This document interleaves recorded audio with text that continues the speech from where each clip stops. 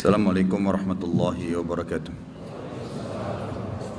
Terjadi kisah di Riyadh, seorang ibu, kisah nyata di Saudi. Ini di Riyadh ini sudah masyhur ceritanya nih. Antara seorang ibu dengan seorang TKW dari Indonesia.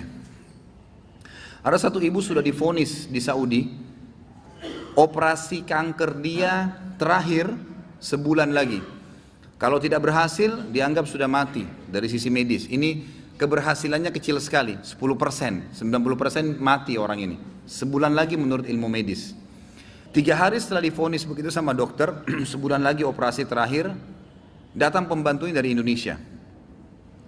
Seminggu pembantu itu kerja, bagus sekali kerjanya. Masya Allah bersihin rumah, masak segala. Tuan rumahnya ini senang. Tapi selama dia kerja seminggu, ada satu perilaku TKW ini, pembantu ini, yang selalu membuat tuannya mau nanya aja tapi nggak enak. Akhirnya setelah seminggu itu ditanya, ternyata dia kalau siang hari habis selesaikan kerjaan semua, habis siapin makan, dia masuk kamar mandi, lama di kamar mandi pembantu ini, nggak tahu buat apa gitu. Pas dia keluar dari kamar mandi setelah seminggu ditanya sama majikannya, maaf saya mau tanya, kenapa kamu ini setiap masuk kamar mandi lama, ngapain? Langsung nangis, tiba-tiba TKW itu menangis, pembantu itu menangis. Dia tanya, kenapa kamu nangis? Dia bilang ceritanya begini sebenarnya. Sebelum saya berangkat ke Saudi di Riyadh ini, 12 hari sebelumnya saya baru melahirkan. Dan saya punya bayi di Indonesia. Saya lagi susuin.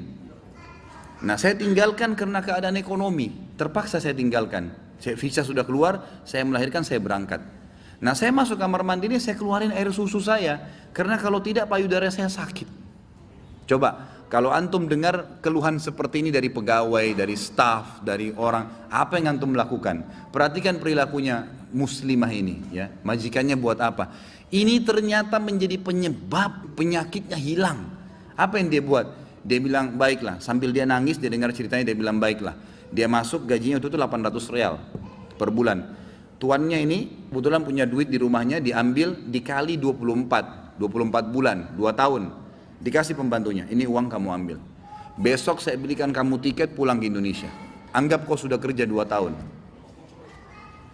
Pembantunya bilang, nggak apa-apa. Dia bilang, nggak apa-apa. Anak kau lebih penting daripada saya. Urus anakmu, nggak apa-apa. Terus ada pembantunya, baiklah kalau begitu terima kasih. Kata tuannya, kalau seandainya 2 tahun kemudian habis nyusuin kamu terfikir kembali, ini nomor HP saya, dikasih, pulanglah. Pembantu kita sudah selesai nih, TKW sudah pulang Indonesia. Kita sekarang berhubungan dengan kisah ibu ini. Apa kata dia? Semenjak pembantu itu berangkat, mulai hari itu setiap hari saya menangis. Menangisnya bukan karena sedih penyakit saya merasa terharu, susah menggambarkannya, terharu betul dan bersyukur kepada Allah. Bagaimana Allah membukakan pintu itu buat saya. Saya selalu bersyukur terus sama Allah karena saya terfikir untuk kasih gaji 2 tahun. Mungkin kalau terjadi pada kita, kita bilang, baiklah kamu pulang aja minimal. Pernah gak antum terfikir kasih gajinya lengkap semua? Dia bilang saya terharu kenapa saya bisa lakukan itu. Dan saya selalu bersyukur sama Allah. Saya bisa lakukan sementara memang ini ada vonis mati dekat lagi secara medis. Dia bilang tiap hari saya menangis. Dan setiap kali saya menangis saya merasa ada satu kepuasan dan keadaan saya lebih baik.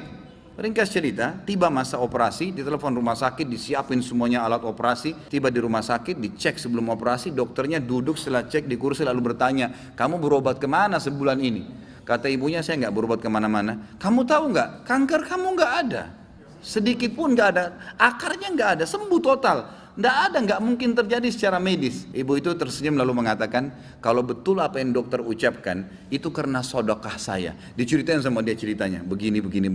Dokternya jadi nangis. Dokternya bilang apa? Subhanallah, yang telah membukakan mata hati saya, ternyata yang menyembuhkan bukan obat sama dokter, tapi siapa? Allah subhanahu wa ta'ala. Ambil pelajaran ikhwas sekalian. Ternyata amal-amal soleh itu bisa membuat kita keluar dari masalah. Abdullah bin Umar dan Abdullah bin Abbas radhiyallahu anhum ajma'in, itu kalau beliau sedang menghadapi masalah dan tidak pecah, beliau keluar cari orang miskin dan sedekah. Keluar bertawassul dengan amal soleh. Seperti itulah. Mungkin sampai situ dulu, mudah-mudahan apa yang kita bahas bermanfaat dan menjadi tambahan ilmu buat kita. Assalamualaikum warahmatullahi wabarakatuh.